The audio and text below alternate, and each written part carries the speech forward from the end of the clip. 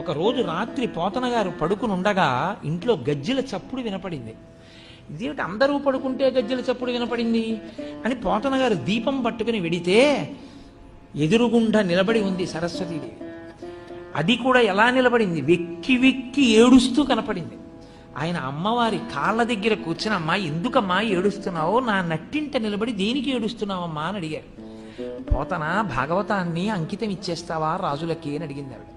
అప్పుడు ఆయన అంటే భాగవతం పోతన గారు ఆంధ్రీకరించినది ఎంత శక్తివంతమో మీరు చూడండి.